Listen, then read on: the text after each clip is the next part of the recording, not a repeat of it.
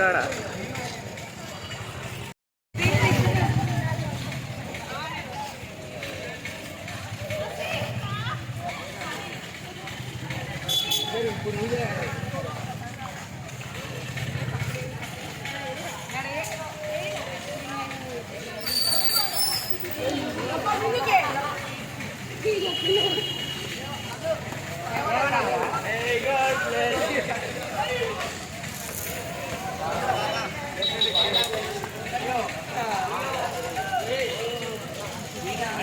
పరివర్తన గురించి కార్యక్రమం చేపట్టాం.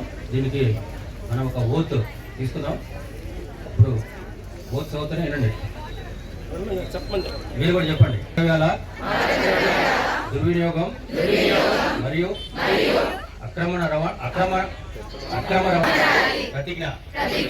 ఈరోజు మనం నాశా ముక్త్ భారత్ అభియాన్ కింద కుటుంబం, స్నేహితులు మాత్రమే కాకుండా మనల్ని మాదక ద్రవ్యాల రహితంగా మారుస్తామని ప్రతిజ్ఞ చేయడానికి ఐక్యంగా ఉన్నాము.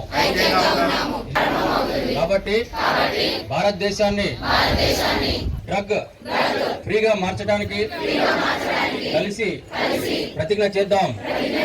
తద్వారా భారతదేశ అభ్యున్నతికి సహకరించగలమని, మాదక ద్రవ్యాల రహితంగా మార్చేందుకు నా శక్తి మేరకు అన్ని ప్రయత్నాలు చేస్తానని నేను ప్రతిజ్ఞ చేస్తున్నాను. చేసినా సరే, డ్రైవ్ చేసినా సరే, మీ యొక్క చెప్పిన వారి పేరు కానీ లేదా మీ యొక్క చుట్టుపక్కల ఎవరైనా మాదక ద్రవ్యాలు అమ్ముతున్నారు అని తెలిసినా కానీ మీరు మాకు తెలియజేయాలి. Okay sir.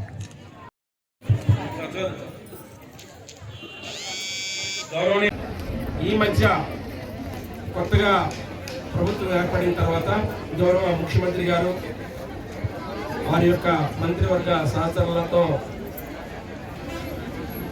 కూర్చొని ఒక యాంటీ డ్రగ్ అడిక్షన్ కోసం ఒక యాక్షన్ ప్లాన్ తయారు చేసి ప్రత్యేకంగా ఒక టీంని స్టేట్ లెవెల్లో ఏర్పాటు చేసి జిల్లా స్థాయిలో కలెక్టర్లకి, ఎస్పీలందరికీ కూడా స్పష్టమైన ఆదేశాలు ఇచ్చి ఏ రకమైనటువంటి స్మాల్ సిగ్నల్ కానీ స్మెల్ కానీ వచ్చినా దాన్ని వెనక ఎవరు ఉన్నారనేది పసిగట్టి వెంటనే వారినైనా శిక్షించమని స్పష్టమైనటువంటి ఆదేశాలు గవర్నమెంట్ నుండి రావడం జరిగింది. ఇప్పటికే జిల్లా స్థాయిలో 3 మీటింగులు పెట్టాము మేము. ప్రతి మీటింగ్లో కొన్ని నిర్ణయాలు తీసుకోవడం జరిగింది. ఏ రకంగా బ్యాక్ ఎండ్లో వర్క్ చేయాలనేది కూడా మాకు స్పష్టమైన అవగాహన ఉంది. అందులో భాగంగా ముందుగా ప్రజల్లో, విద్యార్థుల్లో, అధ్యాపకుల్లో, డాక్టర్లలో, పోలీసులో, రెవెన్యూ డిపార్ట్మెంట్లో అన్ని వర్గాల్లో మంచి అవగాహన తీసుకురావాలనే ఉద్దేశంతో ముందుగా జిల్లా స్థాయిలో, తర్వాత డివిజనల్ హెడ్ క్వార్టర్ స్థాయిలో, తర్వాత మండల స్థాయిలో ఇటువంటి ర్యాలీలు నిర్వహించాలని, తర్వాత అగైన్ మళ్ళా మరింత ముందుకు వెళ్ళి క్లబ్స్ ఏర్పాటు చేసి మెడికల్ ఆఫీసర్స్ జనరల్ గా సిజిహెచ్ లో కానీ మెడికల్ ఆఫీసర్స్ కానీ ఇటువంటి ట్రేసెస్ ఆఫ్ ఇవి ఎక్కడలో వచ్చినా వెంటనే concern police and revenue officers చెప్పమని కూడా ఆదేశాలు ఇవ్వడం జరిగింది. వాళ్ళతో కూడా ప్రత్యేకంగా ఒక మీటింగ్ కూడా నిర్వహించడం జరిగింది. అదేవిధంగా గ్రామీణ స్థాయిలో పనిచేస్తున్న అంగన్వాడీ టీచర్స్ కానీ ఆశాలు కానీ ఏఎన్ఎంస్ కానీ వాళ్ళకు కూడా ప్రత్యేకమైనటువంటి ఆదేశాలు ఇచ్చి దీని మీద జాగ్రత్తగా ఒక నిఘా వేసి ఉంచాలని చెప్పడం జరిగింది. ఇంకా పోలీస్ డిపార్ట్మెంట్ ఎట్లాగూ వాళ్ళకి ఉన్నటువంటి ఇంటెలిజెన్స్ నెట్వర్క్ లో ఎప్పటికప్పుడు ఇన్ఫర్మేషన్ తీసుకోవడం జరుగుతుంది. సో ఈ విధంగా జిల్లాలో త్రిముఖ వ్యూహంతో ముఖ్యంగా మంది బోర్డర్ జిల్లా అయి ఉండడం వల్ల మరింత జాగ్రత్తగా మేము అహర్నెస్లు దీని మీద జిల్లా అధికారులందరూ పనిచేస్తున్నాం. ఇదే విధంగా ఫ్యూచర్లో కూడా ఇక్కడికి వచ్చిన ప్రతి ఒక్క స్టూడెంట్ ఇక్కడ వచ్చిన వాళ్ళే కాకుండా వారి యొక్క స్నేహితులతో ఈ డ్రగ్ అబ్యూస్ గురించి ఏ రకంగా సమాజంలో ఇది ఒక వికృతంగా రాజ్యమవుతుందన్నది చెప్పాల్సిన అవసరం ఉంది.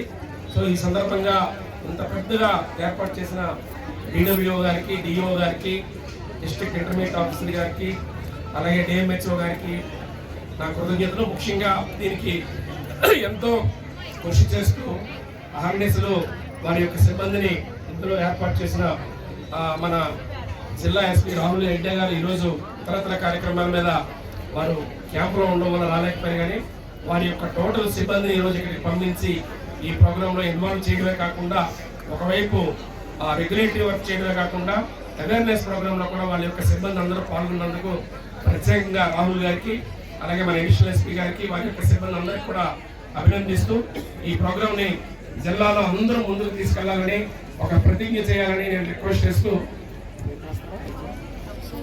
మన అడిషనల్ ఎస్పీ గారిని